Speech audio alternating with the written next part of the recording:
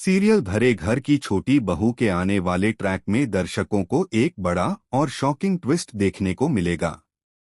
कहानी की शुरुआत होती है जब दुर्गा देवी अपने बेटों और बहुओं के साथ भतीजी को आशीर्वाद देकर घर लौट आती हैं।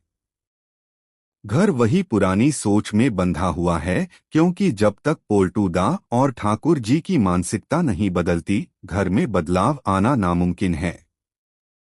पोल्टू दुर्गा देवी से यह शिकायत करता है कि उन्होंने मंजली को अपने साथ शादी में क्यों ले गईं। इस पर दुर्गा देवी समझाती हैं कि मंजली का मन शादी में जाने का था और वैसे भी वह घर में अकेली रहकर करती भी क्या। उन्होंने यह भी कहा कि मंजली ने शादी में बहुत अच्छा वक्त बिताया और पोल्टू को अपनी पत्नी की खुशी में खुश होना चाहिए। लेकिन पोल्टू गुस्से में कहता है कि अपनी पत्नी की खुशी का फैसला वह खुद करेगा, कोई और नहीं।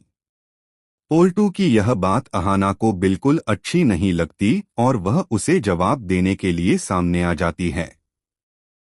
तभी पोल्टू मंजली से बदतमीजी करते हुए कहता है कि उसे बिना पूछे शादी में जाने की हिम्मत कैसे हुई। वह उसका पति है और पत्नी का कर्तव्य है कि हर काम उससे पूछकर करे। यह सुनकर मंजली घबरा जाती है, क्योंकि वह पोल्टू के गुस्से को अच्छे से जानती है। ऐसे में अहाना बीच में आकर पोल्टू को समझाती है कि उसे मंजली से तमीज के साथ बात करनी चाहिए।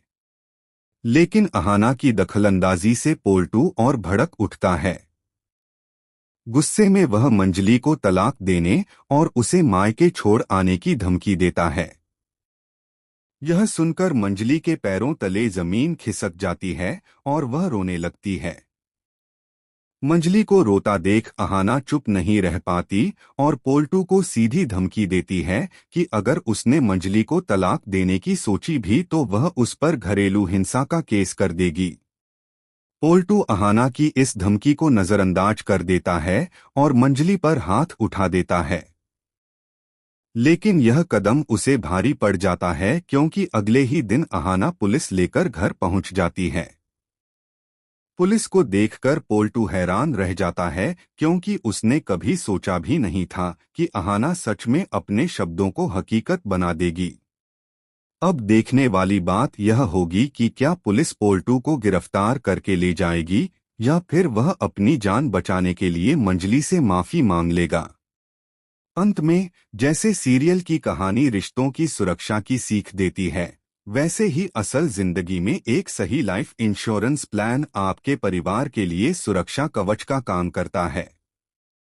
चाहे टर्म इंश्योरेंस हो या होल लाइफ पॉलिसी, यह आपके अपनों को सुरक्षित भविष्य देता है।